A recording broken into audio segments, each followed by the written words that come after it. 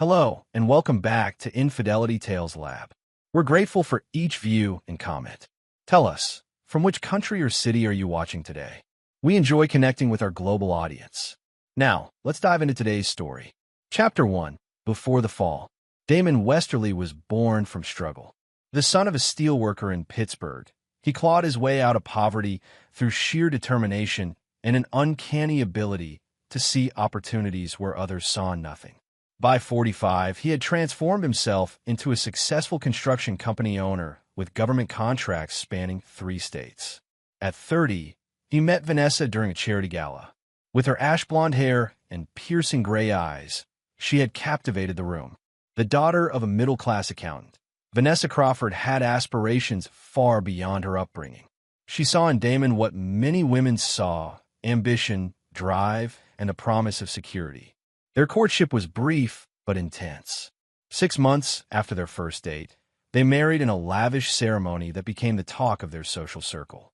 2 years later, Olivia was born, a beautiful girl with her mother's striking features and, as Damon would later discover, her calculating nature.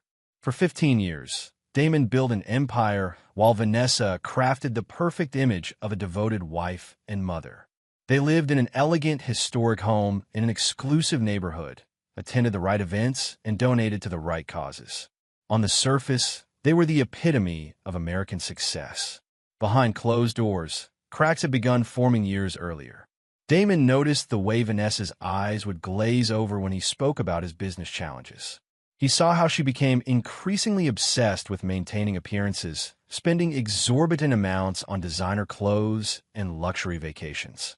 He observed how she molded Olivia in her image, teaching their daughter that image was everything and that people were merely stepping stones to what you wanted. People are assets or obstacles, Liv, he once overheard Vanessa telling their 13-year-old daughter. Learn to use the assets and remove the obstacles. Despite the growing distance, Damon remained devoted to his family. He believed that providing financial security was his primary responsibility. He worked longer hours, took on riskier projects, and pushed himself relentlessly. 6 months before the accident, Damon noticed peculiar changes in his household. Vanessa had begun attending a new fitness class 3 times a week with religious dedication. She bought new lingerie that he never saw her wear. Their already infrequent intimate life dwindled to nothing. Olivia, now 17, grew increasingly distant and disrespectful. Once daddy's little girl, she now regarded him with barely concealed contempt, mimicking her mother's dismissive attitude toward him. "When are you leaving for Chicago?" Vanessa asked one evening, not looking up from her phone. "Tuesday. The lakefront project needs my personal attention," Damon replied, studying his wife's face for any reaction. "How long this time?" 3 days, maybe 4. She nodded absently, still scrolling through her phone. "Olivia, and I might drive up to the lake house while you're gone, for some mother-daughter time." Something in her tone made Damon uneasy. He considered hiring a private investigator, but dismissed the idea. He trusted Vanessa, or at least, he wanted to believe he could. That same night, while searching for a misplaced document, Damon found a crumpled receipt in Vanessa's coat pocket, a weekend stay at a boutique hotel downtown from 3 weeks earlier, when she had supposedly been visiting her sister in Cleveland. The reservation was for 2. 2 days later, he discovered a text message on Olivia's phone that she had inadvertently left on the kitchen counter. "Mom says we need to figure out what to do about Dad. She says Pierce thinks waiting any longer is risky." Damon didn't confront them. Instead, he began quietly investigating. He learned that Pierce Harrington was a private wealth manager at Vanessa's bank, a man 15 years younger than Damon with a reputation for specializing in wealthy female clients. A man who had apparently been managing more than just Vanessa's investment portfolio for the past 8 months.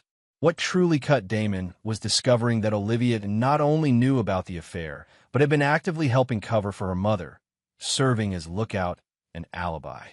As the Chicago trip approached, Damon realized he needed to make a decision. Divorce seemed inevitable, but he wanted to understand the full scope of the betrayal first. He decided to confront Vanessa after returning from Chicago, once he had figured out how to protect himself legally. What Damon couldn't know was that Chicago would change everything, just not in the way anyone expected. Chapter 2. The Accident.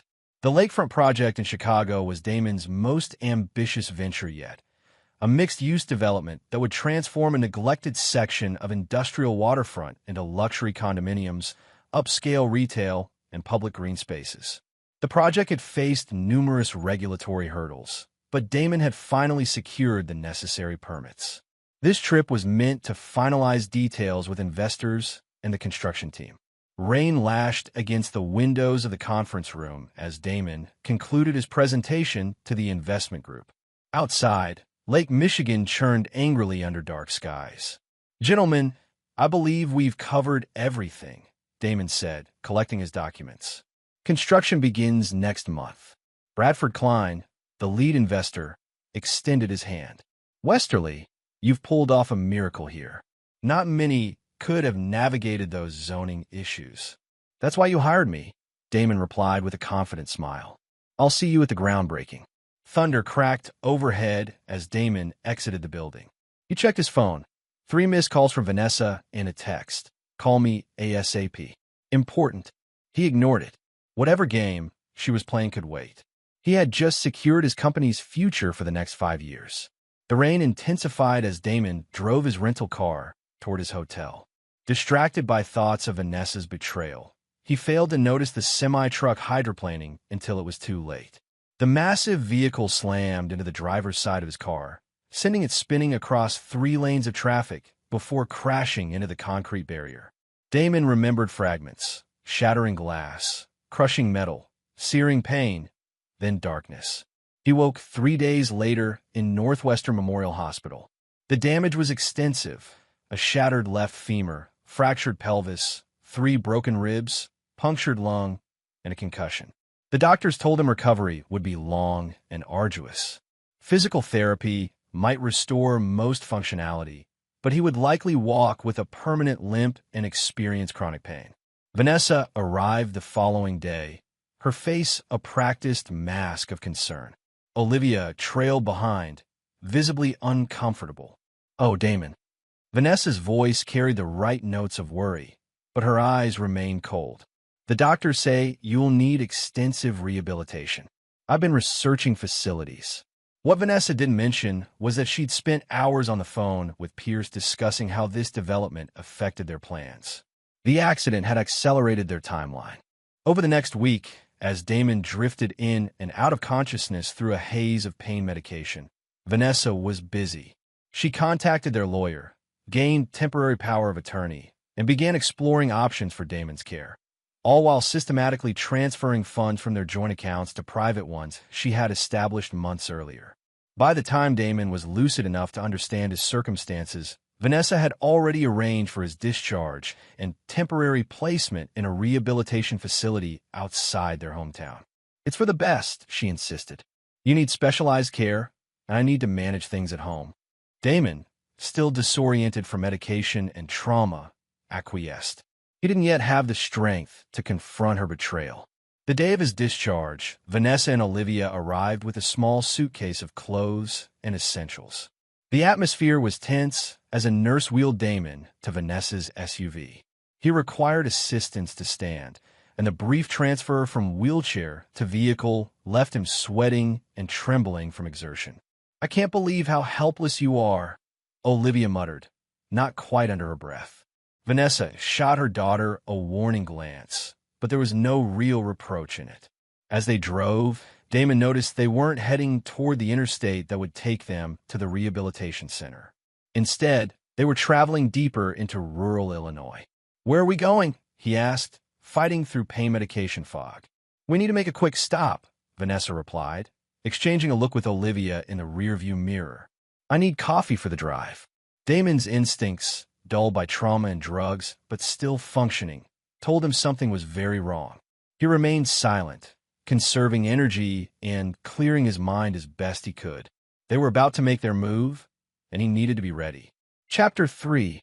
Abandoned. They pulled into a roadside diner called May's Place just after noon.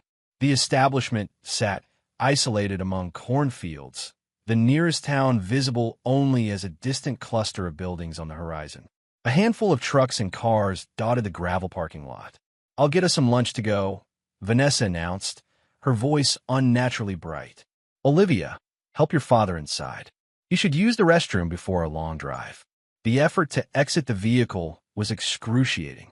Damon leaned heavily on the temporary cane the hospital had provided, his breath coming in short gasps as pain radiated through his pelvis and leg. Olivia stood nearby, not offering assistance, her expression a mixture of disgust and impatience. Inside, the diner was sparsely populated, a few truckers at the counter, an elderly couple in a booth, and a family with young children near the windows. Damon lowered himself carefully into a booth while Olivia stood awkwardly beside him. "I'll get Mom," she said, turning toward the door. "Wait," Damon called, his voice stronger than it had been in days. "Sit down, Olivia." Perhaps it was the unfamiliar authority in his tone, but she hesitated, then slid into the seat across from him. "How long has your mother been sleeping with Pierce Harrington?" he asked quietly. Color drained from Olivia's face. "I don't know what you're talking about." "Don't lie to me." "Not now." His eyes, clear despite the medication, bored into hers. "You've been helping her hide it." Olivia's shock quickly transformed into defiance. "So what if I have? You were never there anyway. Always working, always gone. I was building a future for us." She laughed, a harsh sound too bitter for a 17-year-old. "No, you were building a future for yourself. Mom and I were just accessories." Vanessa approached the table, having overheard the last exchange. Her practiced smile evaporated. "Well, this is unfortunate timing," she said, placing her purse on the table. "We had planned to have this conversation somewhere more private." "What conversation?" Damon asked, though he already knew. Vanessa slid into the booth beside Olivia, creating a united front against him.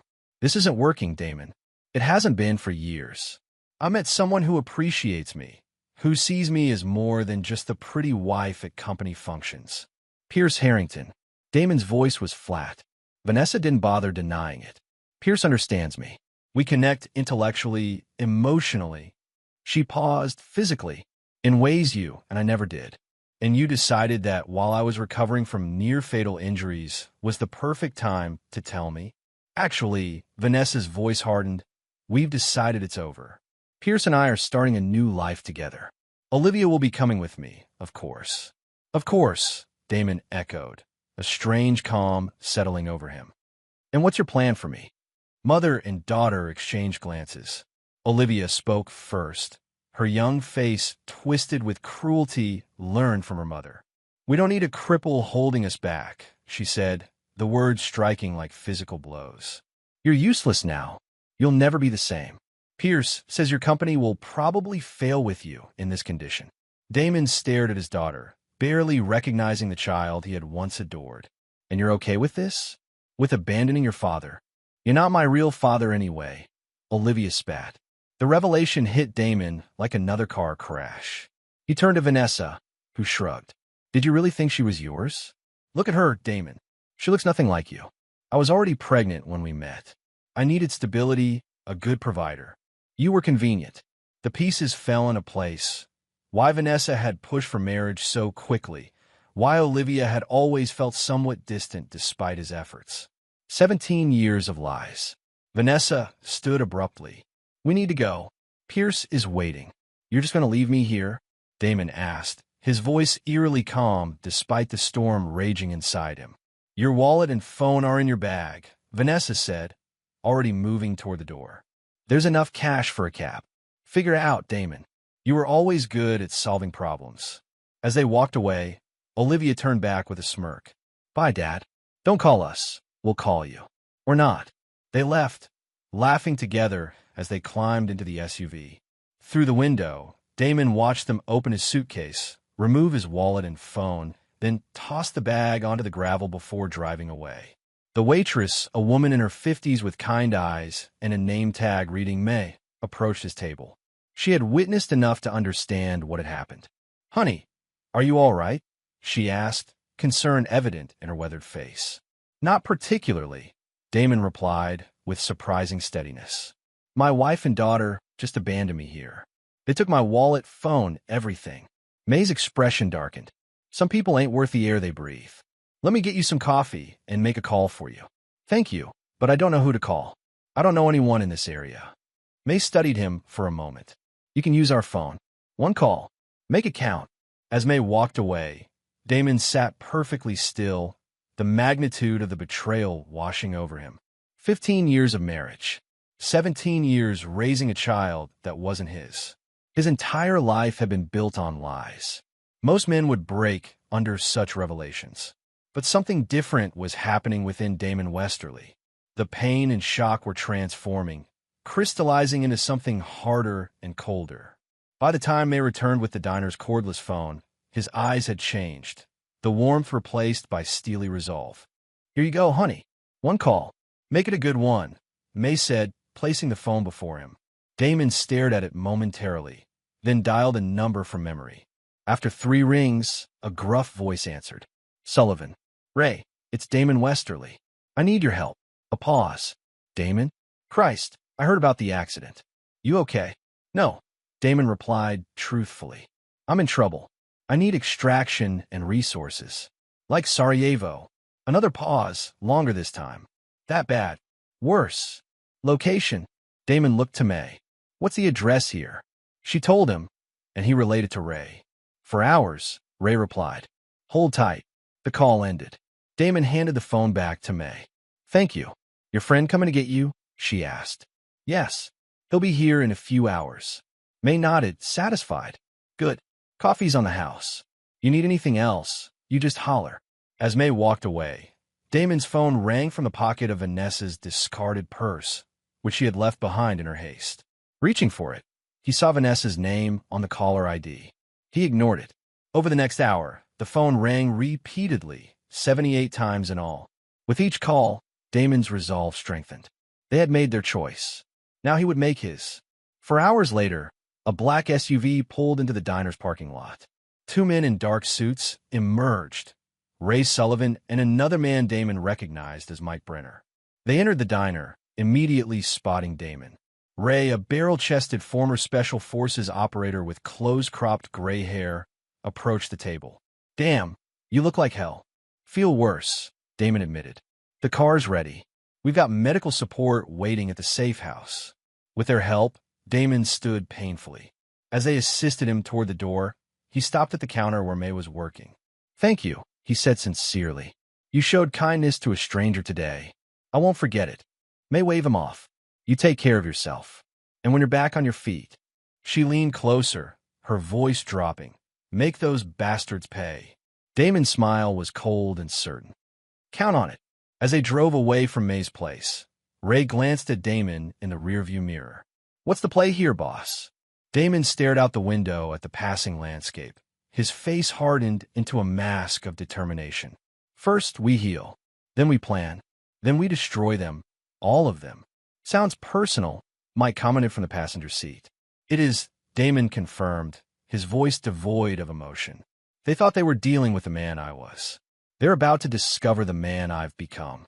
The SUV continued north, carrying Damon westerly toward a future very different from the one he had imagined, one in which mercy had no place. Chapter 4. Recovery and Revelation.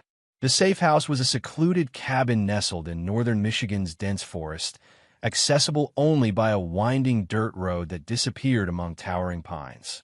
For 3 months, this isolated retreat became Damon's sanctuary and crucible. Ray Sullivan had prepared well.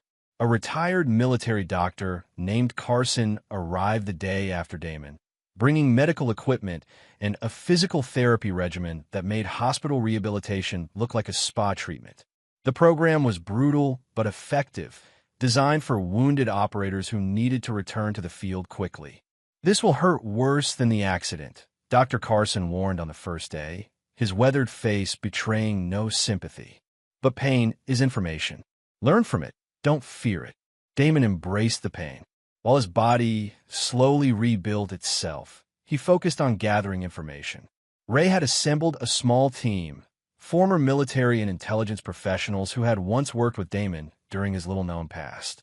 Before building his construction empire, Damon had served in military intelligence, then later as a private contractor specializing in problem-solving for government agencies that needed plausible deniability. It was during this period that he had saved Ray's life in Sarajevo, creating a debt that Ray had always promised to repay. "Your wife's been busy," Mike reported 2 weeks into Damon's recovery, laying photographs on the kitchen table. "She reported you missing 3 days after dropping you at the diner. Claimed you left the rehabilitation center against medical advice and disappeared." "Convenient," Damon murmured, examining the photos of Vanessa speaking tearfully to police officers. "Very. She's playing the worried wife masterfully. Even offered a $50,000 reward for information. Using my money, no doubt." Mike nodded. "She gained full access to your accounts through the power of attorney you signed in the hospital. She's drained about $3 million so far.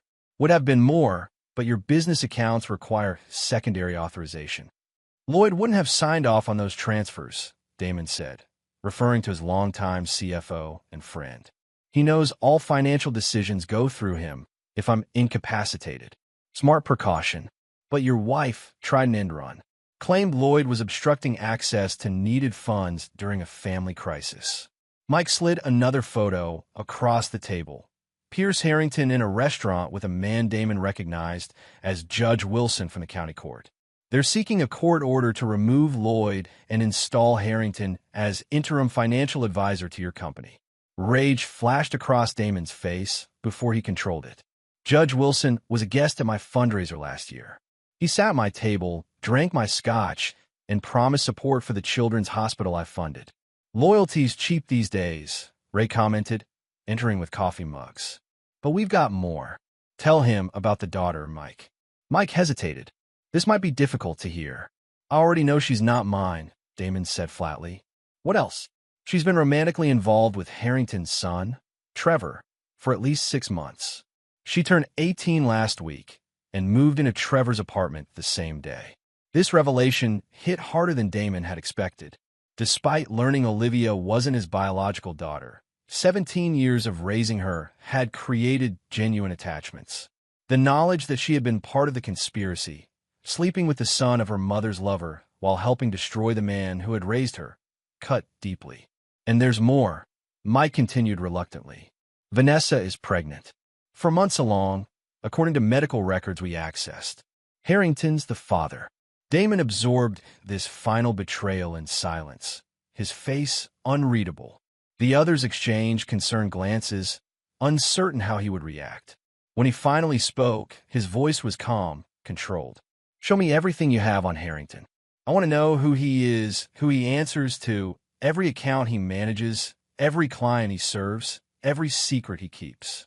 Over the following weeks, as Damon progressed from Walker to Kane, the team compiled an extensive dossier on Pierce Harrington. The picture that emerged was illuminating. Harrington wasn't merely an ambitious wealth manager. He was a calculated predator with a pattern of seducing wealthy female clients, manipulating them into lucrative financial arrangements, then discarding them. Vanessa was simply his latest target, perhaps his most ambitious one. Through her, he aimed to gain control of Damon's construction company and its substantial government contracts. "He's done this before," Damon observed, reviewing the files. 3 times in the past decade. Always married women with significant assets." "Yes, but never at this scale," Ray confirmed. "Your company represents a much bigger prize than his previous conquests." By the 6th week of recovery, Damon could walk unassisted for short periods. The chronic pain remained, but he had learned to function through it, even use it, the constant reminder of betrayal fueling his resolve. During physical therapy one morning, Dr. Carson observed, "Your recovery rate is remarkable.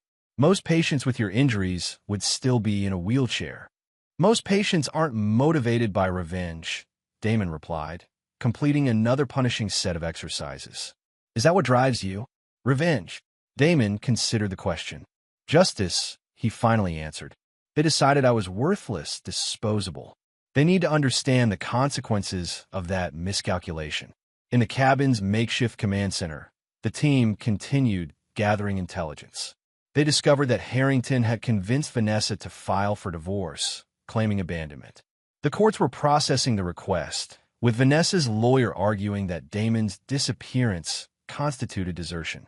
They're pushing for asset division before you're declared legally dead, Mike explained. Harrington's got a judge in his pocket who's fast-tracking the proceedings. Judge Wilson, Damon guessed. The same. They're also spreading rumors that you embezzled government funds and fled to avoid prosecution, creating a narrative to explain your disappearance and potentially seize your company through regulatory intervention. Damon's expression darkened. They're not just taking what I have, they're destroying what I built. By the third month, Damon had regained enough strength to begin the next phase. His body would never fully recover. The limp would remain permanent, as would some degree of pain, but he had adapted, transformed his weaknesses into a new kind of strength. On a crisp autumn morning, he stood on the cabin's porch, watching the sunrise paint the forest in brilliant reds and golds. Ray joined him, offering a steaming mug of coffee. "Team's ready," Ray said simply. "What's the objective?" Damon sipped his coffee, his eyes fixed on the horizon. "Not destruction, annihilation. I want them to lose everything. Not just money and status, but their sense of security, their belief in their own cleverness. I want them to know what it feels like to be discarded. And after, I rebuild. Something new, something better." Ray nodded, understanding. Phase 1 begins when you give the word. Damon turned to his old friend, his eyes cold with purpose. The word is given. Let's return from the dead. Chapter 5. Assets and Alliances. Damon's return to civilization was carefully orchestrated.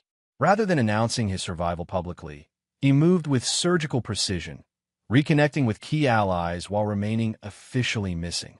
His first meeting took place in the private room of an upscale Chicago restaurant. Lloyd Mercer, Westerly Construction's CFO and Damon's right-hand man for over a decade, nearly dropped his drink when Damon walked in. "Jesus Christ," Lloyd whispered, staring as if seeing a ghost. "We thought you were dead." "That was the general idea," Damon replied, easing into the chair across from him.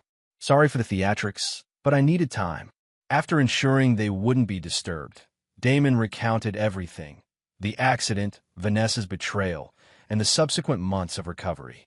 Lloyd listened in stunned silence, his expression shifting from shock to rage.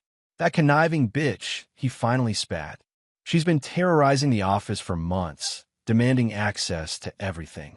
When I refused, she sicked her lawyers on me. They're trying to force me out." "I know. You did well holding them off." Lloyd ran a hand through his thinning hair. "It wasn't just loyalty, Damon. Something about Harrington didn't add up. I had our security team run a background check after their second visit. And his credentials are impeccable on the surface, but there are inconsistencies. Previous positions that can't be verified, references who don't seem to exist beyond paper trails. He's manufactured, Damon. Someone created Pierce Harrington." This new information aligned with what Damon's team had begun to suspect. Harrington wasn't merely a financial predator. He was possibly something more dangerous, a professional con man with connections and resources. "I need your help, Lloyd," Damon said, sliding a thumb drive across the table. "This contains new corporate documents establishing a shadow board. As far as the public record shows, you're still fighting Vanessa for control. But in reality, these new entities will begin acquiring our most valuable assets through a series of shell companies." Lloyd pocketed the drive, stripping the company before they can take it, preserving what matters: the government contracts, the equipment, the key personnel. When Vanessa and Harrington finally gain control, they'll find themselves holding an empty shell. What about the employees? Protected. The new entities will rehire everyone through subsidiary contracts. No one loses their job unless they choose Vanessa's side. Lloyd nodded, impressed by the thoroughness of the plan. "And what's my official position if asked about your whereabouts?" "Concerned, cooperative, but ultimately in the dark. Make them believe you're fighting a losing battle." Their meeting concluded with Lloyd pledging his complete support. "Whatever you need, whenever you need it. Just say the word." Damon's next alliance proved more challenging to secure. District Attorney Catherine Reynolds had built her career on an uncompromising stance against corruption and fraud. She was also one of the few public officials who had consistently refused Damon's campaign contributions over the years, preferring to maintain her independence. They met at her home on a Sunday afternoon, a meeting arranged through mutual connections that didn't appear on any official calendar. Mr. Westerly, she greeted him at the door, her expression revealing neither surprise nor warmth. Interesting to meet someone who's supposedly missing. Thank you for agreeing to see me, Ms. Reynolds. She led him to a modest study lined with law books. I'm listening, but my time is limited. Make your case. Damon laid out the evidence his team had compiled on Pierce Harrington. The pattern of financial predation, the multiple identities, the connections to offshore accounts linked to several financial fraud investigations. He's not just after my wife and company, Damon concluded. He's positioning himself to gain control of government contracts worth hundreds of millions. Contracts that, if mismanaged, could compromise critical infrastructure projects. Reynolds studied the documents, her sharp eyes missing nothing. Why come to me? Why not the FBI or SEC? Because you can't be bought, Damon answered honestly. And because you understand that justice sometimes requires patience and strategy, not just enforcement. What exactly are you asking for? Not interference, just awareness. When the time comes, and it will, I want you to be ready to move on Harrington based on evidence, not on whatever narrative he constructs. Reynolds closed the file, her expression thoughtful. I don't condone vigilante justice, Mr. Westerly. I'm not asking you to. I'm providing information about potential financial crimes that fall within your jurisdiction. What you do with that information is entirely your prerogative. After a long moment, she nodded. I'll keep this on my radar. But understand this. If you break the law in your pursuit of justice, I won't hesitate to prosecute you as well. I would expect nothing less. As Damon built his coalition of allies, Ray and Mike worked on infiltrating Harrington's operation. Mike, leveraging his background in corporate espionage, secured a position in the bank's security department. Ray focused on Harrington's personal life, establishing surveillance on his residence, office, and regular haunts. Their efforts yielded valuable intelligence. Harrington maintained a separate apartment where he conducted business away from Vanessa's knowledge. He had regular meetings with men identified as having connections to organized crime in Boston and Philadelphia. Most importantly, they discovered he was preparing to move substantial funds offshore once the court granted him control of Damon's assets. He's planning to gut your company and disappear, Ray reported during their weekly briefing at a secure location. Vanessa's just another mark to him. Once he has what he wants, he'll discard her like the others. Does she suspect anything? Damon asked. No. She's completely committed to the fantasy he's selling. Marriage, family, social prominence. She believes they're building a future together. Damon absorbed this information without visible emotion. And Olivia? Mike hesitated before answering. She's fully integrated into Harrington's world. Trevor has her wrapped around his finger. She's been helping them access your personal files, providing passwords and information about your private accounts. The daughter helping to destroy the father, Damon murmured. How biblical. By the end of the 4th month, Damon had assembled his resources, loyal employees positioned throughout his corporate structure, legal allies prepared to act when needed, and a comprehensive understanding of his opponent's strengths and vulnerabilities. The final piece came from an unexpected source. May, the waitress from the roadside diner, had not forgotten Damon. Through her own initiative, she had gathered information about Vanessa and Harrington's visits to the small town near the diner, a location they apparently used for clandestine meetings before Damon's accident. They came through every few weeks, May explained during a phone call Ray had arranged. Always flashing money around, treating everyone like servants. They didn't realize that in small towns, people notice everything. May had collected statements from hotel staff, restaurant servers, and local shopkeepers, all documenting Vanessa and Harrington's presence and behavior over the previous year. This timeline proved their affair had begun much earlier than Damon had initially believed, strengthening his legal position regarding asset division. Why are you helping me? Damon asked her. Because I recognize the look of someone who's been betrayed by those they trusted most, May answered simply. And because some wrongs need to be righted. With his network established and resources secured, Damon convened his inner circle for the final planning session. In a renovated warehouse that served as their headquarters, he outlined the strategy that would bring down Harrington and Vanessa. "We now know Harrington's real identity," Damon announced, displaying documents on the large screen. Peter Caldwell, born in Newark, convicted of financial fraud in 2010, but released after testifying against his partners. He disappeared afterward, resurfacing 3 years later as Pierce Harrington with documents created by a known identity broker. Lloyd studied the information with growing alarm. He's not just a con man. He's a cooperating witness who violated his agreement with the federal prosecutor. Exactly, which makes him vulnerable in ways he doesn't anticipate. Over the next several hours, they refined the plan, a multi-layered strategy designed to isolate Harrington from his support systems, expose his fraudulent activities, and ultimately force a confrontation in which he would have no choice but to reveal his true nature. As the meeting concluded, Ray asked the question they'd all been considering. What about Vanessa and Olivia? How far are we taking this? Damon's expression remained impassive. They made their choice when they left me at that diner. They'll experience the full consequences of that decision. No one questioned further. The lines had been drawn, the plans set in motion. Phase 1 was complete. Damon had risen from the ashes of his former life and assembled the weapons needed for his counterattack. Now it was time to spring the trap. Chapter 6, The Gambit. On a crisp December morning, exactly 6 months after being abandoned at May's place, Damon Westerly officially returned from the dead. His reappearance was strategically orchestrated for maximum impact. The quarterly board meeting of Westerly Construction was underway in the company's gleaming downtown headquarters. Vanessa, now acting as Damon's proxy through her power of attorney, sat at the head of the conference table. Pierce Harrington occupied the chair to her right, acting as her financial advisor.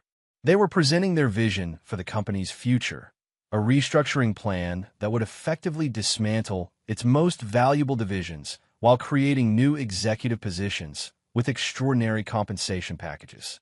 Lloyd Mercer sat stone-faced as Vanessa detailed how the company would honor Damon's legacy while pivoting toward more innovative business models, euphemisms for the systematic looting they had planned. "Before we vote on these proposals," Lloyd interjected when she finally paused, "I believe we should address the elephant in the room." "What elephant?"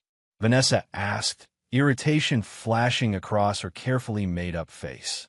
"The question of leadership succession in light of recent developments." Harrington leaned forward. "Mr. Mercer, we've been patient with your obstructionism, but the court has been clear.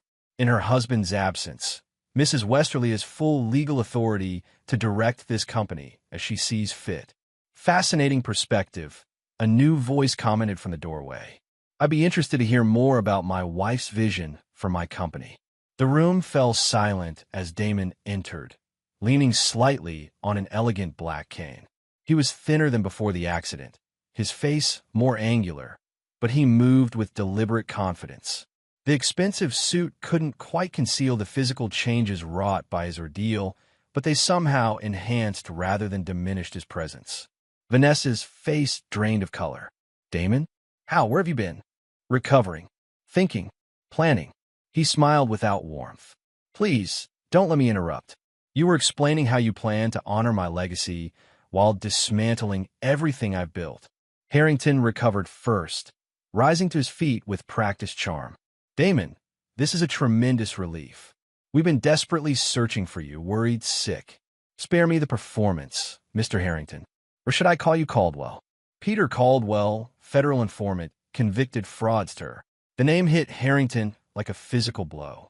He sank back in his chair, eyes darting toward the exits.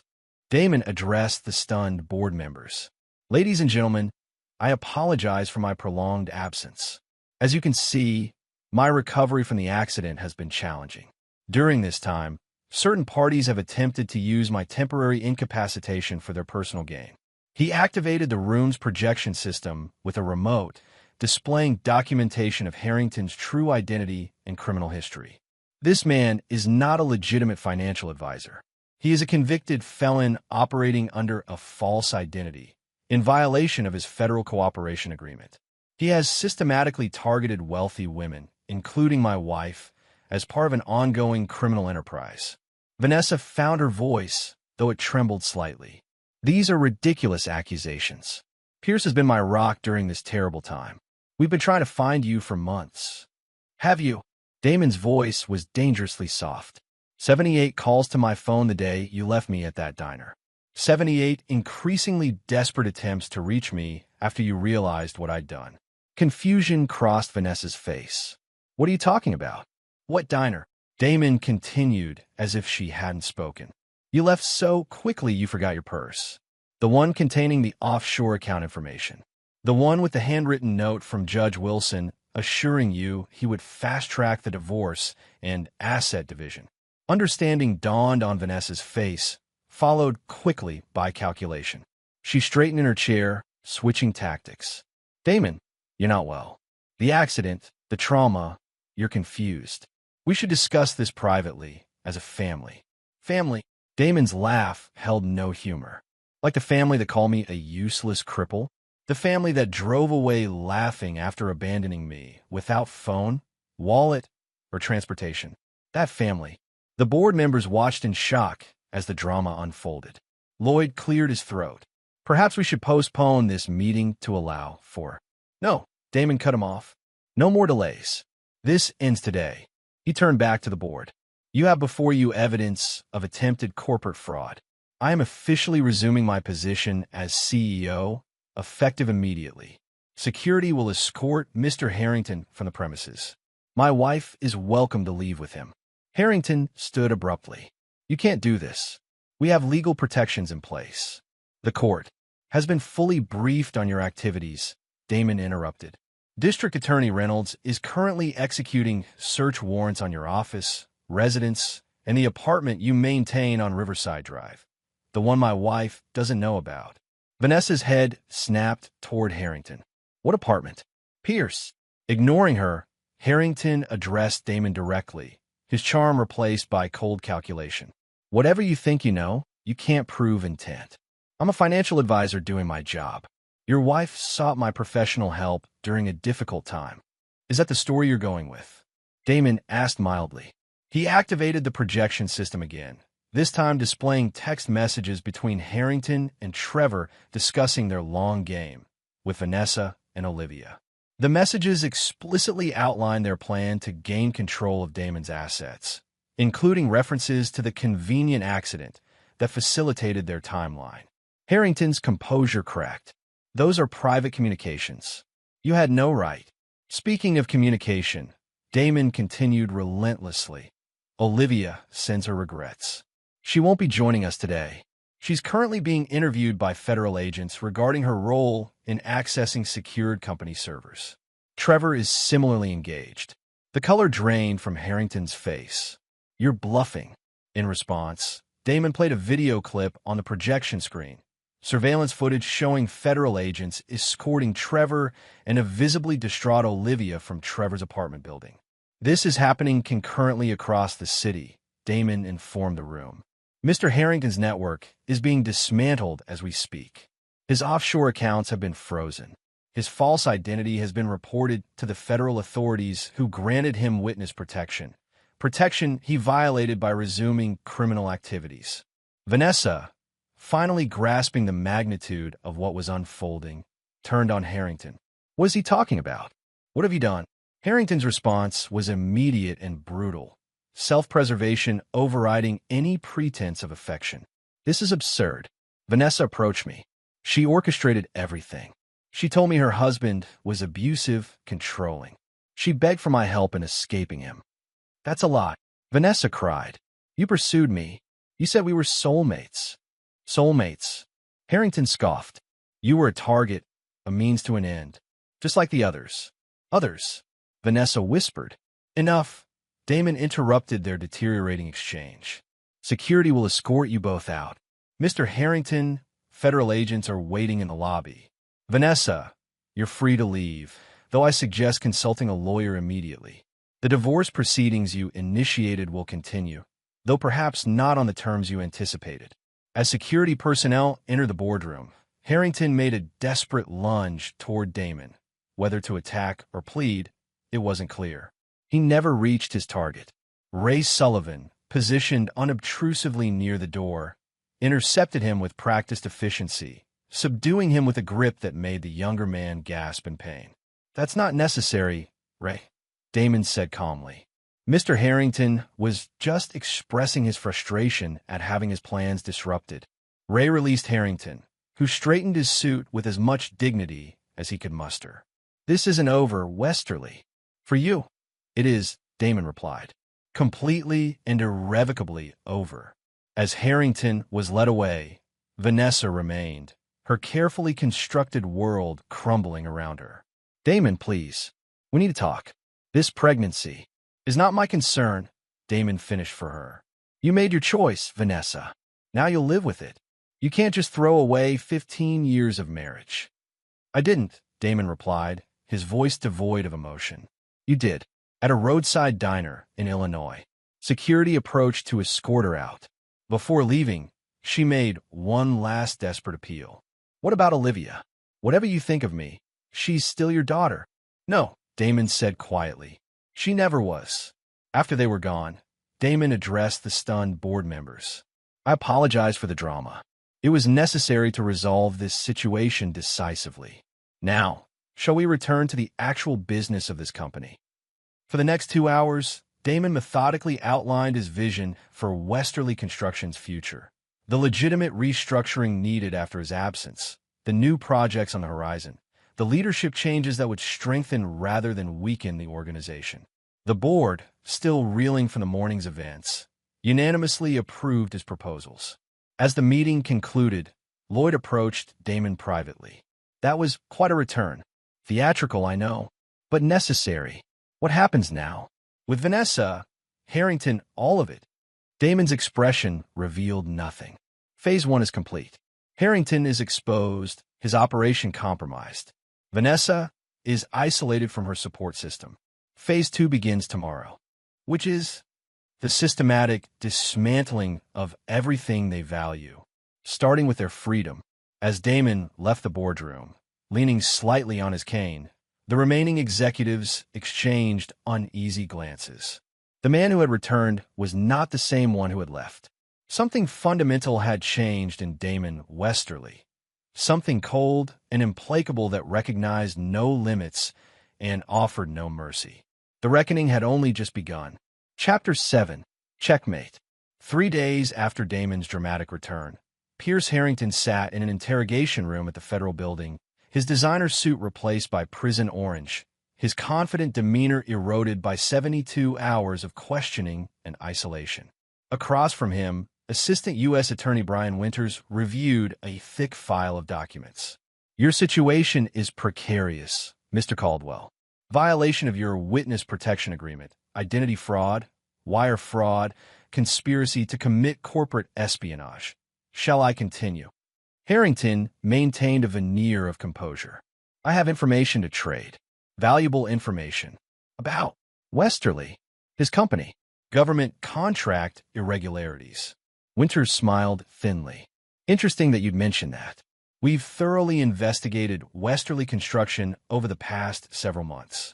Know what we found? Impeccable records. Exceptional compliance. Not even a parking ticket." "He's hiding something," Harrington insisted. "Everyone is. Not everyone systematically targets wealthy women and attempts to seize their assets." Winters closed the file. "Your previous cooperation agreement is void. We're proceeding with all charges, including the original ones that were suspended during your cooperation." "Wait." Harrington leaned forward desperately. "What if I could give you someone else? Someone bigger?" "I'm listening." "Bradley Summers." The name hung in the air between them. Bradley Summers was the managing director of First Atlantic Bank, Harrington's employer and one of the most powerful financial institutions in the Northeast. What about him? He knew everything, approved everything. The targeting of wealthy clients, the manipulation of their assets, all of it. It was his program. I was just implementing it. Winters studied Harrington carefully. You're claiming that a systematic predatory scheme targeting wealthy women was officially sanctioned by First Atlantic Bank. Not officially. Plausible deniability and all that. But Summers personally selected the targets, provided the resources, and took a percentage of every acquisition. It was exactly what Damon had predicted. When cornered, Harrington would sacrifice anyone to save himself. This revelation was the key to Phase 2 of Damon's plan, using Harrington to expose corruption that extended far beyond a single financial predator. Across town, Vanessa faced her own reckoning. Returning to the mansion she had shared with Damon, she found the locks changed and security personnel politely but firmly denying her entry. "This is my home," she protested. "My clothes, my jewelry, my personal items are all inside." "I'm sorry, Mrs. Westerly," the security officer replied. "We have strict instructions. The property is under legal review pending divorce proceedings. You can contact Mr. Westerly's attorney to arrange for the retrieval of personal belongings." "This is ridiculous. I've lived here for 15 years. "Yes, ma'am. And there's a court order preventing access until ownership is legally determined." The court order, obtained by Damon's legal team within hours of his return, cited evidence that Vanessa had attempted to transfer ownership of multiple properties during Damon's disappearance, constituting potential fraud. With nowhere else to go, Vanessa checked into a hotel using the credit card Harrington had given her. By evening, that card was declined. All of Harrington's accounts had been frozen as part of the federal investigation. Increasingly desperate, she called Olivia, only to have her call sent straight to voicemail. Unknown to Vanessa, Olivia was facing her own crisis. Released from federal questioning with stern warnings about potential charges related to unauthorized computer access, she had returned to Trevor's apartment to find him gone, along with all her possessions and the emergency cash she had hidden there. Trevor had made his choice with the same cold calculation his father had taught him. Once Olivia became a liability rather than an asset, he abandoned her without hesitation, taking anything of value she possessed. By nightfall, both Vanessa and Olivia were effectively homeless, penniless, and isolated, exactly as Damon had planned. The next morning, Damon met with District Attorney Reynolds in her office. "Thank you for seeing me on short notice. Your timing is impeccable, as always," she replied, gesturing for him to sit. "The Harrington, or should I say Caldwell, investigation has opened some interesting doors. I heard he's cooperating again." Enthusiastically. "He's implicated half the executive team at First Atlantic in what appears to be a systematic fraud operation targeting wealthy clients. The SEC is involved now, along with federal prosecutors." Damon nodded, unsurprised. "And my wife's role in all this?" Reynolds studied him carefully. "That's where things get complicated. Technically, she hasn't committed any crimes. Being manipulated by a con man isn't illegal. The attempted asset transfers during your absence were initiated under her legal power of attorney. Morally questionable, perhaps, but not clearly criminal."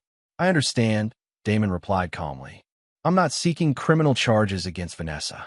My interests lie elsewhere, with Harrington and his superiors." "Precisely. The infection goes deeper than one predatory financial advisor. First Atlantic has been running this operation for years, targeting vulnerable, wealthy individuals, particularly women, and systematically stripping them of assets." Reynolds leaned back in her chair.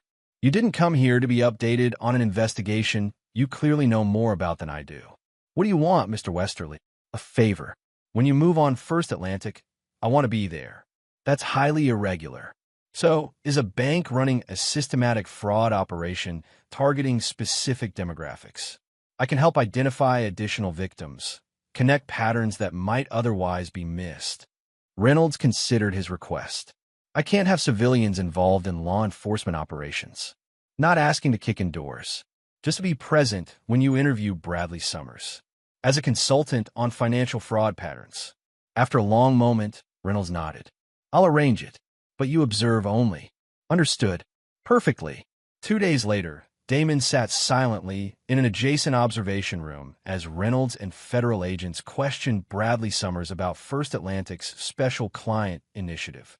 On the surface, Summers maintained composure, denying any knowledge of Harrington's activities. But as evidence mounted, internal emails, transferred files, recorded conversations provided by Harrington, his facade began to crack. The breaking point came when Reynolds presented a recorded conversation between Summers and Harrington discussing Vanessa specifically, referring to her as a premium acquisition target due to Damon's assets and her psychological vulnerability to flattery and attention. "She's perfect," Summers could be heard saying on the recording. Vain, insecure despite the wealth, desperate for validation. Classic profile. How soon can you move her into position? Watching through the one-way glass, Damon felt no satisfaction at this confirmation of what he already knew, that Vanessa had been deliberately targeted, manipulated by experts who recognized and exploited her weaknesses. It changed nothing about her choices or actions, but it did expand the scope of his vengeance beyond the immediate players. By the end of the week, First Atlantic Bank was under full regulatory investigation. 11 executives, including Summers, faced criminal charges. The bank's stock plummeted as news of the scandal broke, triggering a financial crisis that rippled through related institutions. Damon watched it unfold from his office, where Lloyd had just delivered the latest update. First Atlantic's collapse is triggering regulatory reviews at 3 other major banks, Lloyd reported. They're finding similar patterns: systematic targeting of wealthy individuals through personal relationships, staged romances, manufactured investment opportunities. "An industry-wide cancer," Damon observed, "that you've exposed." The financial press is calling it the biggest consumer fraud scandal since Madoff. Damon's expression remained impassive, and Harrington, singing like a canary. In exchange for reduced charges, he's providing evidence against everyone: Summers, other executives, even his own son. Trevor's been charged with related fraud counts and evidence tampering. A father sacrificing his son to save himself, Damon mused. How fitting. Lloyd hesitated before continuing. "There's something else. Vanessa's been trying to reach you. Persistently. She's staying at a women's shelter downtown. Apparently, all her resources have been cut off. As expected, she's claiming the pregnancy is high risk, seeking emergency financial support pending the divorce settlement." Damon considered this information dispassionately. "Have our legal team arrange for her medical expenses only. Direct payment to providers, no cash. And inform her that any further communication must go through the attorneys." And Olivia, a flicker of something, not quite emotion, perhaps memory, crossed Damon's face before disappearing. She made her choice. Let her live with it. That evening, as Damon reviewed documents in his newly purchased penthouse overlooking the city, his secure phone rang. It was Ray. "Phase 3 is ready," Ray reported without preamble. "May's coordinating locally. Everything's in place for tomorrow." "Good. Anyone getting cold feet?" "Just the opposite. The victims Harrington left behind. They're eager to participate. 5 women whose lives he destroyed. They want closure." Damon nodded, though Ray couldn't see it. "Confirm with May. We move at noon." The final phase of Damon's plan was perhaps the most elegant and the most devastating. Having systematically stripped Harrington, Vanessa, and their accomplices of financial resources, social standing, and freedom, he now moved to deprive them of the last thing they valued: their narratives. The following day, 5 women gathered in a hotel conference room near the federal building. Each had been victimized by Harrington during his predatory career. Each had lost assets, reputation, and, in some cases, family relationships due to his manipulations. Each had been contacted by May, who had spent months tracking them down through records and social media. May herself presided over the gathering, her waitress uniform replaced by a business-like pantsuit. "Ladies, thank you for coming. You all know why you're here. Today, you'll meet with federal prosecutors to share your experiences with Peter Caldwell, a.k.a. Pierce Harrington. Your testimony will ensure he never hurts anyone else." One woman raised her hand hesitantly. "Will we have to see him? I don't think I can face him." "No direct confrontation," May assured her. "Just recorded statements that become part of the case file. Mr. Westerly has arranged legal representation for each of you at no cost." On cue, Damon entered the room, leaning on his cane. The women fell silent, some recognizing him from news coverage of the unfolding scandal. "I won't take much of your time," he addressed them. "I simply wanted to thank you personally for your courage. Like you, my family was targeted by this man. Like you, I watched as someone I trusted was manipulated and turned against me." He paused, surveying the room. "But unlike Harrington's previous victims, I had resources and knowledge to fight back. Today, you're not just helping build a case against one man. You're exposing a system that has victimized countless individuals. Your voices matter. Your experiences matter." The sincerity in Damon's voice moved several women to tears. One stood and approached him. "My husband left me after believing Harrington's lies about my mental stability," she said quietly. "My children won't speak to me. I lost everything." Damon met her gaze steadily. "I know, and while I can't restore what you've lost, I can promise you this. Harrington and his enablers will pay for what they've done. Not just legally, but completely. They will understand what it means to lose everything they value." As the women prepare to give their statements, Damon left the hotel, his part in this phase complete. The victim testimonies would ensure maximum sentences for Harrington and his superiors. More importantly, they would forever define him as a predator in the public record. No future reinvention, no second chances. Back in his office, Damon received regular updates as events unfolded. Harrington's cooperation agreement collapsed when prosecutors discovered he was still withholding information. Trevor, following his father's example, attempted to trade information for leniency, further implicating both Harrington and Summers in additional schemes. The final piece fell into place when Vanessa, desperate and isolated, approached prosecutors offering to testify about conversations she had overheard between Harrington and his associates. Her statement, while limited in scope, provided collaborative evidence for specific fraud charges. By day's end, the case against First Atlantic's leadership was solidified. The scandal had expanded to include regulatory investigations of 3 additional financial institutions. And Damon Westerly, once left for dead at a roadside diner, had orchestrated one of the most comprehensive takedowns in financial history. That evening, he sat alone in his penthouse, watching the city lights below. The phone call he had been expecting finally came. "It's done," Ray reported. Harrington's plea deal collapsed. He's facing 25 to 30 years. Summers and 3 other executives took deals. They'll testify against the remaining holdouts. Trevor's looking at 5 to 10 for his role. And the women's testimonies? Entered into evidence. Harrington tried to have them excluded, but the judge denied the motion. Their statements are now part of the permanent record. Damon nodded, satisfied. "And our other matters?" "Vanessa's divorce filing is proceeding. Given the circumstances, her claims on your assets have been significantly reduced. The prenuptial agreement you had is being enforced despite her challenges. She'll receive the minimum settlement required by law, enough to live on, but not in the manner she's accustomed to. The pregnancy? Confirmed legitimate. Due in 5 months. Damon absorbed this information without visible reaction. "And Olivia?" Ray hesitated. "She's struggling. Trevor cleaned her out before disappearing. She's been staying with friends, looking for work. No contact with Vanessa. Keep monitoring both situations. No direct intervention." "Understood. Anything else?" Damon considered the question. "Yes. Arrange a meeting with May for tomorrow. I have a proposition for her." The call ended, leaving Damon alone with his thoughts. The plan he had set in motion months ago had executed perfectly. Harrington and his network were destroyed. Vanessa and Olivia were experiencing the consequences of their betrayal.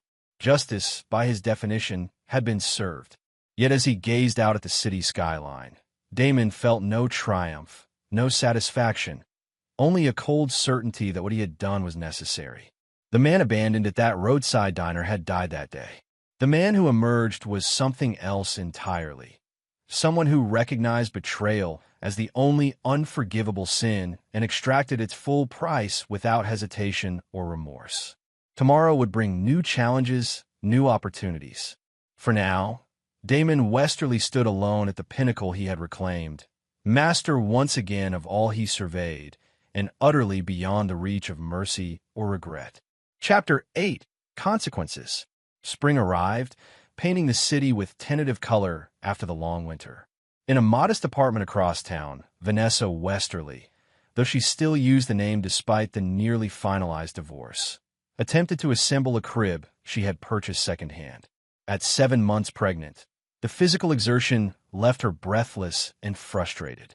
The apartment was a stark contrast to the mansion she had once presided over, a one-bedroom unit in a working-class neighborhood, furnished with items from discount stores and thrift shops. Gone were the designer clothes, luxury vehicles, and social invitations. What remained was the growing reality of a life she had never envisioned for herself. The buzzer sounded, startling her. Through the intercom, she heard a familiar voice. "It's Olivia. Can I come up?"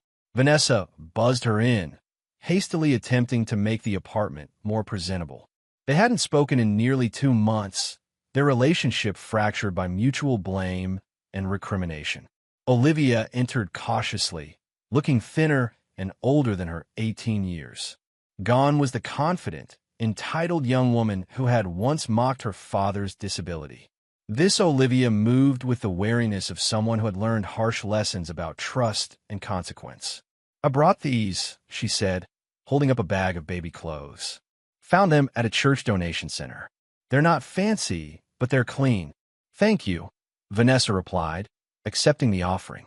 An awkward silence fell between them. Olivia surveyed the half-assembled crib. "Need help with that?" "Please." They worked together quietly, mother and daughter finding temporary common ground in the practical task. When the crib was finally assembled, they sat on Vanessa's worn sofa, the weight of unspoken words hanging between them. "Have you heard from him?" Olivia finally asked. Vanessa didn't need to ask which him, she meant. "Only through lawyers. The divorce will be final next month. I'm getting the legal minimum, enough for basic support for a few years. Then I'm on my own. And the baby? He's acknowledged paternity, but waived all parental rights. He'll pay child support as legally required, nothing more." Olivia nodded, unsurprised. "That's more than he's done for me. You're not his biological child, Liv. You never were. I know that now. But I was raised as his daughter for 17 years. That should count for something." Bitterness tinged her voice. "Instead, he's erased me completely. No contact, no support, nothing." Vanessa sighed, resting a hand on her swollen belly. "We did this to ourselves, Olivia. We chose Pierce. Peter, whatever his name was. We betrayed Damon in every possible way. Did you really expect forgiveness?" "Not forgiveness. Just—" Olivia struggled to articulate what she wanted. "Recognition that I exist. That those years happened. They did happen, but they meant something different to him than they did to us." Vanessa's tone held resignation rather than anger. "We saw him as a provider, a means to the lifestyle we wanted. He thought he was building a family." The truth of this statement hung in the air between them, a belated recognition of the fundamental disconnect that had defined their family. Across the city, Damon concluded a board meeting at Westerly Construction Headquarters. The company had not merely survived the turmoil of the past year, it had thrived. With Damon's return and the strategic restructuring he had implemented, their government contracts had expanded and new private sector opportunities had emerged. As the executives filed out, Lloyd remained behind. "The first Atlantic trial dates have been set. Prosecutors want to confirm your availability to testify." "I'll be there," Damon replied, organizing documents into his briefcase. "Any other updates?" Lloyd hesitated. "Personal matter. Vanessa's obstetrician contacted our legal department. There are complications with the pregnancy, nothing life-threatening, but requiring additional monitoring. Insurance questions." Damon's expression revealed nothing. "Ensure all medical expenses are covered as outlined in the settlement agreement. No restrictions on necessary care." "Understood." "And," Lloyd paused, choosing his words carefully, "there's been a development with Olivia. She's applied to State University for the fall semester, seeking financial aid and student loans since she's no longer eligible for the college fund you established." For a brief moment, Something flickered across Damon's face. Not quite regret, perhaps something closer to recognition. Then it was gone, replaced by his now customary impassivity. "That's her prerogative," he replied neutrally. "Was there anything else?" Lloyd shook his head, knowing better than to push the issue. "The new lakefront project proposals are ready when you are." After Lloyd departed, Damon remained at the conference table, gazing out at the city skyline. The First Atlantic scandal had expanded beyond anyone's expectations, revealing systemic fraud throughout several major financial institutions. Bradley Summers had accepted a plea deal, implicating higher executives in exchange for a reduced sentence. Harrington, having violated his cooperation agreement, faced the full weight of federal charges without mitigation. The professional satisfaction of this outcome was undeniable. Damon had not merely survived an attempt to destroy him. He had systematically dismantled the entire criminal enterprise that had targeted him and countless others. Yet personal satisfaction remained elusive. The hollowness that had taken root the day of his abandonment persisted, unaffected by his victories or the suffering of those who had betrayed him. His phone chimed with a message from Ray. Meeting confirmed. May arriving at 2 p.m. Damon checked his watch. He had just enough time to review the documents for his next appointment before May's arrival. At precisely 2 p.m., May was shown into his office. She had transformed significantly since their first encounter at the roadside diner. Her waitress uniform replaced by a tailored business suit, her formerly tired expression now reflecting confidence and purpose. "Mr. Westerly," she greeted him, extending her hand. "Or should I just call you Damon now that I'm officially on your payroll?" "Damon is fine," he replied, gesturing for her to sit. "How is the program progressing?" The program was Damon's newest initiative, a foundation established to support victims of financial predators like Harrington. May, with her natural empathy and newfound administrative skills, had proven the perfect director for the operation. "We've identified 23 additional victims across 5 states," she reported, providing legal support to 12 who are pursuing civil damages. The support groups are growing weekly. Women who lost everything are finding their voices again. Damon nodded, satisfied. "And the educational outreach? Expanding. We've developed materials identifying warning signs of financial predation. 3 regional banks have adopted our training modules for their staff. It's making a difference." There was pride in May's voice, the pride of someone who had found meaningful purpose after years of routine work. Damon had recognized her potential that first day at the diner, seeing in her not just kindness but intelligence and determination that circumstances had never allowed her to fully express. "I have something new for you to consider," Damon said, sliding a folder across the desk. "A scholarship program for individuals affected by financial fraud. Educational opportunities for those who lost access to college funds or career training due to victimization." May reviewed the proposal, her expression thoughtful. "This is substantial funding. You're talking about full rides for dozens of students annually." "Yes, the foundation can absorb the cost. The question is implementation. Can you develop selection criteria and an application process?" "Of course," May answered confidently. "But may I ask what prompted this specific initiative?" Damon's expression revealed nothing. It addresses an identified need. Nothing more. May studied him with the perceptiveness that had drawn him to hire her initially. "This wouldn't have anything to do with your daughter's college application, would it?" "Former daughter," Damon corrected automatically. "And no, this program will help genuine victims rebuild their lives." May didn't press further, but a knowing look crossed her face. "I'll have preliminary framework by next week. Any specific requirements for eligibility? Keep it broad. Focus on potential rather than past performance.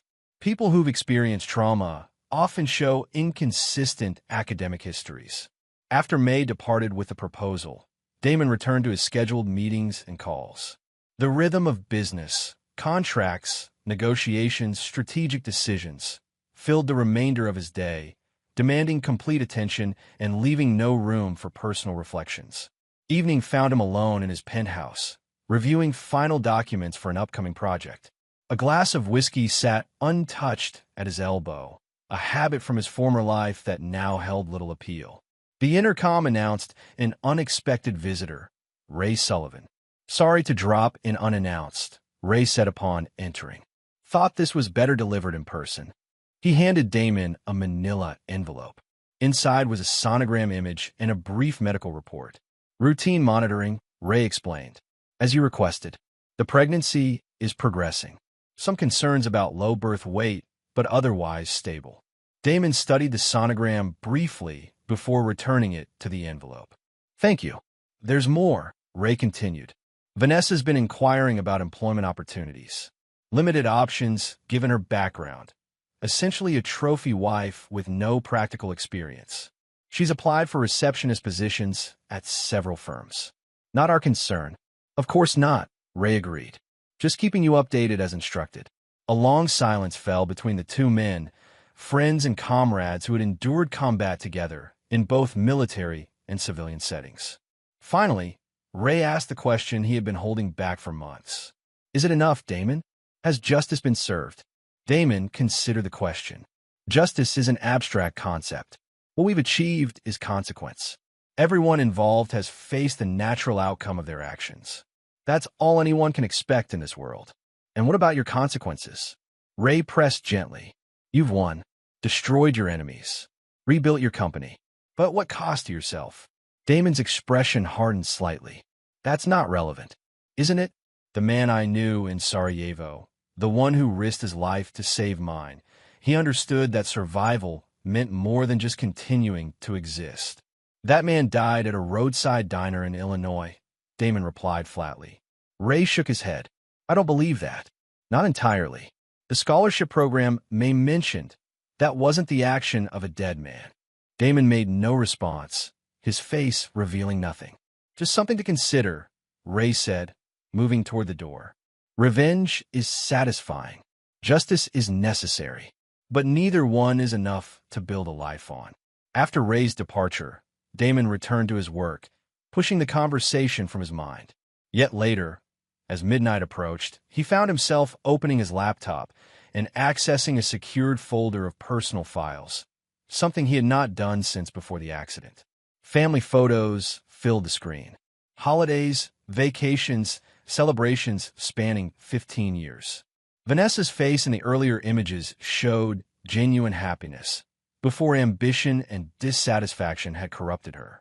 Olivia's progression from toddler to teenager was captured in dozens of moments.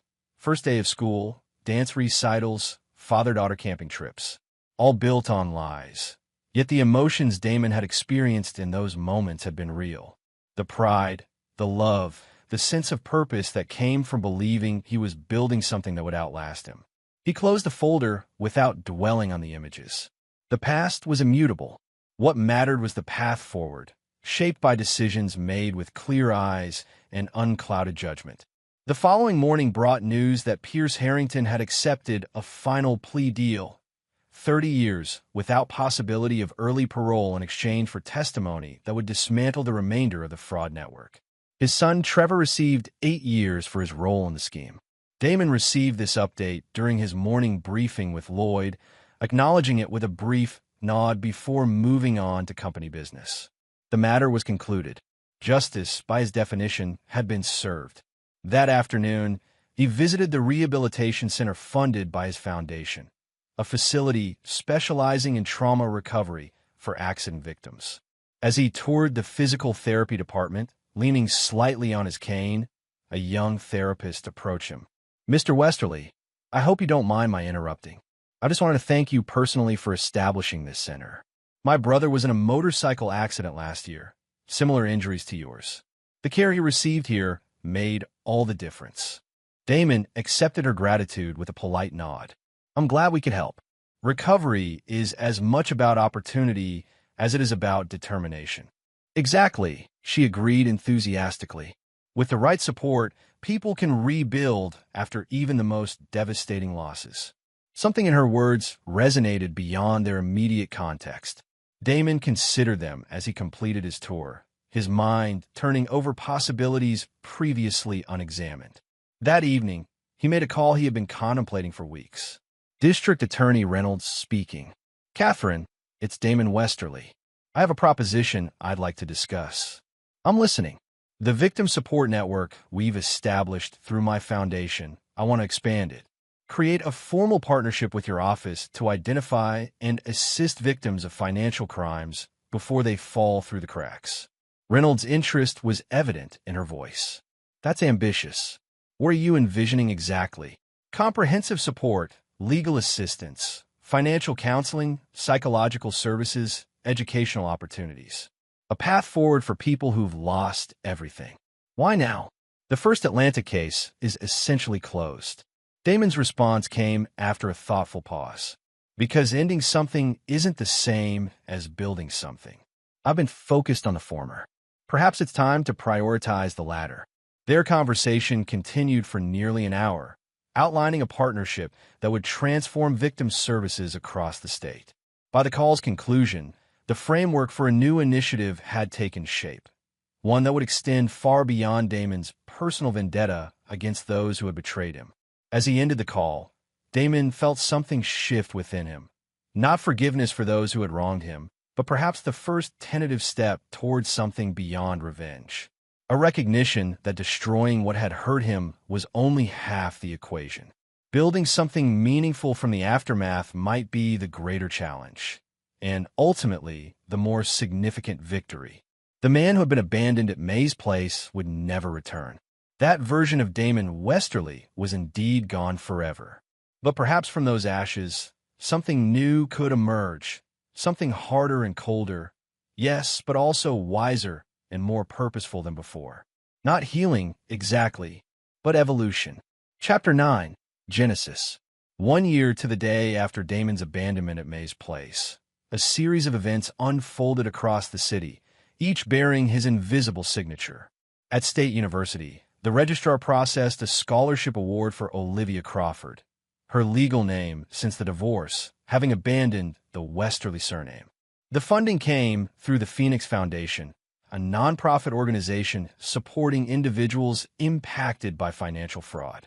The scholarship covered full tuition, housing, and a modest living stipend. Olivia, who had been preparing to take out substantial student loans, stared at the notification in disbelief. The award letter specified no conditions beyond maintaining academic standing. It made no reference to her past actions or family connections.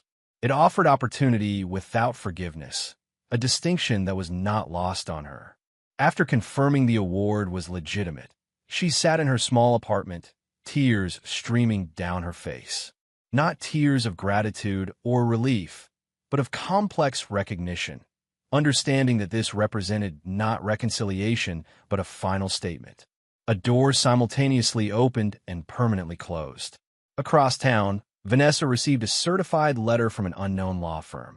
Inside was a deed to a modest 3-bedroom house in a respectable neighborhood, along with documentation transferring ownership into a trust established for her infant son, Michael. A separate notice informed her of a position as an administrative assistant at a property management company, a job for which she had not applied, but which matched the limited skills on her recently created resume. The letter contained no personal message, no signature beyond the attorney's. Yet Vanessa understood its meaning as clearly as if Damon had spoken directly. Provision without pardon, responsibility without reconciliation. She held her 6-month-old son, studying his features, Harrington's eyes, her mouth, no trace of the man who had arranged this lifeline despite having every reason to wish them hardship. Michael would grow up with stability and opportunity, despite the circumstances of his conception and the chaos of his early existence. Whether he would ever know the full story of the man who had ensured this outcome was a question for a distant future. At the federal courthouse, the final sentencing in the First Atlanta case concluded with Bradley Summers receiving 25 years for his role in orchestrating the fraud scheme. Damon attended the sentencing, watching impassively as the financial empire that had targeted him and countless others was officially dismantled. District Attorney Reynolds joined him as he exited the courthouse. "Congratulations. Your testimony was instrumental in securing these convictions." The victims' testimonies were what mattered. Damon corrected her. My role was secondary. Either way, it's over. Justice served. Damon nodded, though his expression suggested more complex thoughts. One chapter ends. Others begin. Speaking of which, Reynolds continued, the governor's office contacted me about your victim support initiative. They're interested in implementing it statewide, possibly as a model for national programs. Good. May will coordinate with your office on the details. As they parted ways, Reynolds studied him with professional assessment. You know, Westerly, when this all started, I thought you were just another wealthy man seeking personal vengeance. I was wrong. What you've built from this tragedy, it's genuinely changing lives. Damon accepted the observation with a slight nod before continuing to his waiting car. The final stop that day was one he had not planned but felt increasingly necessary as the hours passed. The rehabilitation center, where he still occasionally received treatment for chronic pain, had recently added a children's wing, funded primarily through his foundation. He walked through the bright corridors, observing young patients working with therapists, their determination evident despite their challenges. In a hydrotherapy room, a girl of about 10 struggled to move her legs in the heated pool, her face a mask of concentration. That's amazing progress, Emma, her therapist encouraged. 3 months ago, you couldn't feel anything below the knees. The girl's frustrated expression gave way to tentative pride. Do you think I'll ever run again? I think you'll do whatever you set your mind to, the therapist answered. The body has limitations. The spirit doesn't. Damon watched from the observation window, something stirring within him that he had thought permanently extinguished. Not hope, exactly. He had moved beyond such simple emotions. Perhaps recognition of potential, the human capacity to rebuild from devastating loss. That evening, he returned to his penthouse for a scheduled meeting with Ray and May. The Phoenix Foundation had expanded dramatically over the past year, requiring more formal governance and strategic planning. The scholarship program has 57 recipients now, May reported, her natural compassion balanced by newly developed executive skills. Retention rate is 94%. We're making a difference. In a victim support network? Damon inquired. Ray took over, operating in 7 cities. We've helped over 300 individuals rebuild after financial predation. The partnership with law enforcement has been particularly effective, catching victims early in the process before they lose everything. The model works, May added. We're getting inquiries from other states, even federal agencies. They want to replicate what we've built. Damon nodded, satisfied. What had begun as an instrument of his personal vengeance had evolved into something larger and more significant, a systemic response to institutional predation. After reviewing operational updates and approving expansion plans, the formal meeting concluded. May departed for another appointment, leaving Damon and Ray alone. 1 year today, Ray observed, pouring himself a small measure of whiskey from Damon's sideboard. Since the diner. Yes. Thinking about it, Damon moved to the floor-to-ceiling windows, gazing out at the city lights emerging as dusk fell. I was thinking about what died that day, and what survived. Ray waited, allowing his friend space to continue if he chose. The man who believed in family above all, he died, Damon finally said. The man who trusted without verification, who built his life around others' happiness, he's gone. And what survived?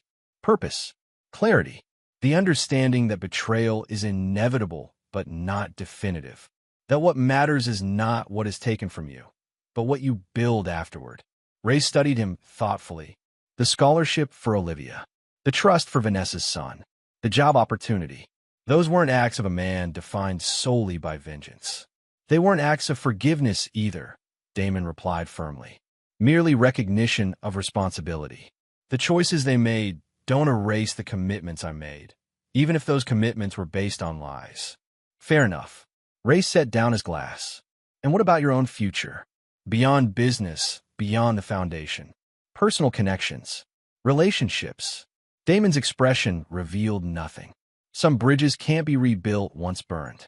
Some transformations are permanent. Meaning I don't seek what I sought before. Family, trust, conventional connection. Those belong to a different man, a different life. And this life? What does it seek?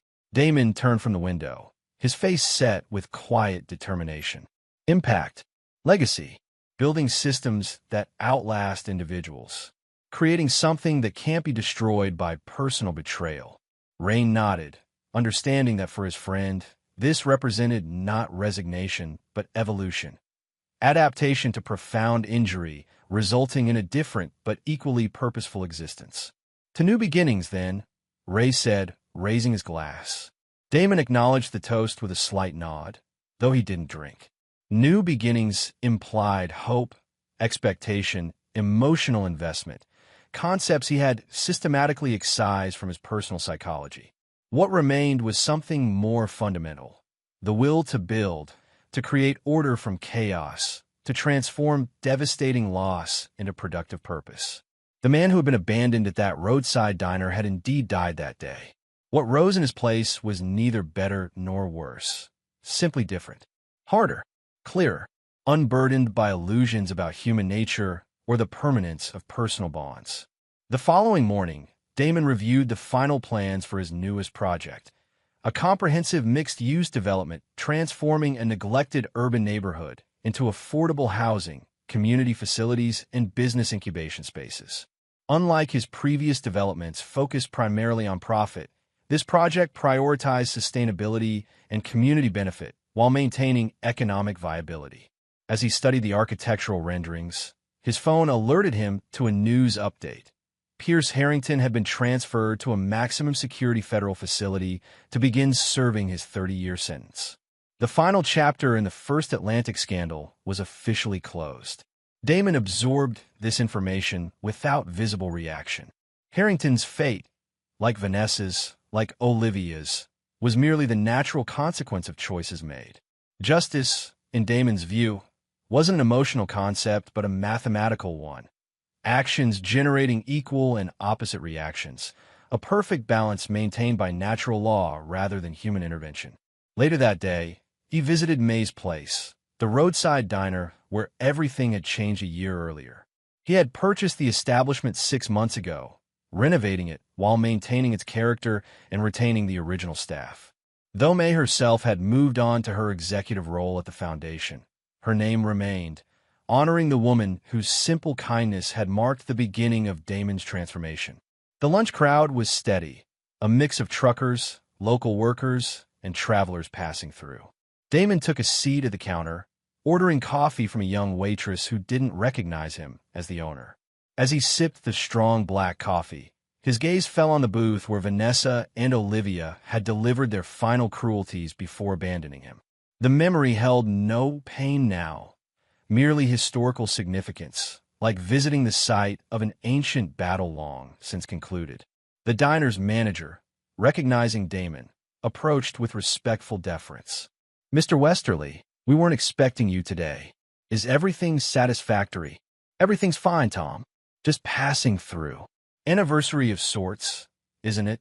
the manager asked cautiously, aware of the diner's significance in his employer's history. Damon nodded slightly. "Something like that." After finishing his coffee, Damon left a generous tip and walked to his car. Before departing, he stood for a moment, gazing at the unremarkable building that had become the fulcrum of his existence, the place where one life had ended and another begun.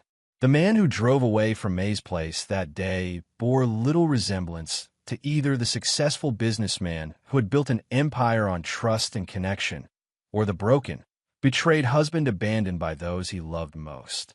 What remained was something forged in that crucible of betrayal, harder, colder, more purposeful. Not healed, transformed. As he merged onto the highway, Damon felt neither triumph nor regret for the path he had chosen. The destruction of those who had betrayed him had been necessary, but ultimately secondary to what came after, the creation of something new from the wreckage of what was lost. His phone rang through the car system, Lloyd calling with updates on the new development project. Damon answered, his voice steady and certain as he discussed next steps, future plans, the continuing work of building something that would outlast personal trauma and betrayal. The road stretched before him, leading not back toward what was lost, but forward into what could yet be created. Not a journey of recovery or redemption, but of genesis, the emergence of something entirely new from the ashes of what came before. A man who never forgave, a man who never forgot, a man who refused to be defined by what was taken from him, choosing instead to be measured by what he built in its aftermath. A phoenix, risen not to reclaim what was, but to create what had never been. And there you have it. Another story comes to an end. What did you think? I'd love to hear your thoughts in the comments below. If you enjoy this story, consider joining our community by subscribing. It means the world to us. For more stories like this one, check out the recommended videos on screen. And I'll see you there.